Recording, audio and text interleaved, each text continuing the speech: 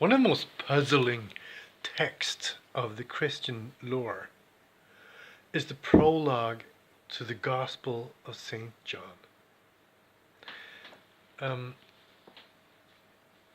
Every deep thinker in the Western spiritual tradition has at some point grappled with this curious meditation.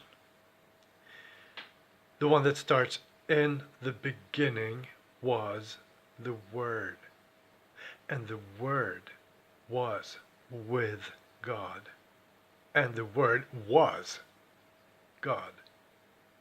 This was in the beginning with God," and so forth.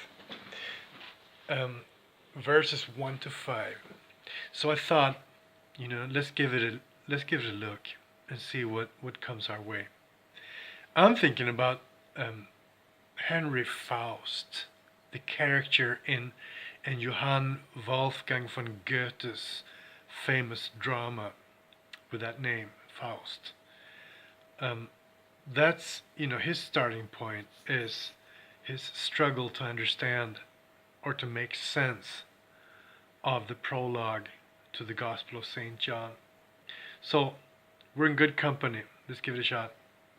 In the beginning was the Word, and the Word was with God, and the Word was God. This was in the beginning with God.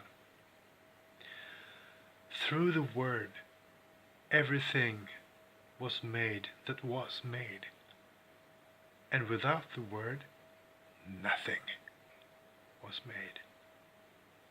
In the Word was light, and the light was the life of man. The light shines in the darkness, and the darkness has not grasped it. Wow. It's like a cosmogenesis, a speculation on the becoming of the world, of the cosmos. As such, it's a bit much for our small minds to fully wrap ourselves around, obviously.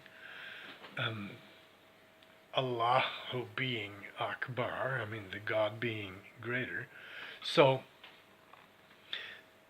let's reverse it and turn it into a microcosmic statement. Not a macrocosmic, but a microcosmic statement. A statement of what it's like to create in this world as a human being. In the beginning was the Word. Okay? Wouldn't it make sense if that meant, in the beginning, I commit myself to something? In other words, when a person gives his word, when a person commits himself to something, then he creates a beginning. In the beginning was the Word. If I give my word, I create a beginning, a marriage of some kind. And the Word was with God. So, that commitment is divine in nature. It's creative. It creates worlds. And the Word was God. In other words, the Word, the power of commitment is divine. The power of commitment is magical. Creating a world that wasn't there before. If you look at it that way, it makes a whole lot of sense, because we all know the power of commitment. You know, we wouldn't have a single shoelace, and certainly not a cell phone, without that power of commitment, without the art of the deal, as the Donald would put it. The art of the deal is the power of commitment. And that is the very foundation of human cooperation. You do this, and I do that, and then we'll have this third thing. You make nuts, I make bolts. You know, if we can rely on the word, on what the other person says they will do or say, or where they will be, and if they can rely on what I say, then we have human cooperation, and that's the foundation for culture, for the ennobling of the given, of raw materials in the soul and in the word. In other words, of the very reason for being a human. So, the prologue to the Gospel of St. John certainly speaks of something essential: human co-creativity. And now that that's clear to us, we can reverse it back to a macrocosmic statement, a statement about the whole of cosmos as we know it. In the beginning was the Word, and the Word was with God, and the Word was God. This was in the beginning with God. Through the Word, everything has come into being, which has come into being. So, everything that is, everything that exists, has come into being through some kind of power of commitment. Ain't that something? Okay? Maybe so. We know that that's how it works in our world.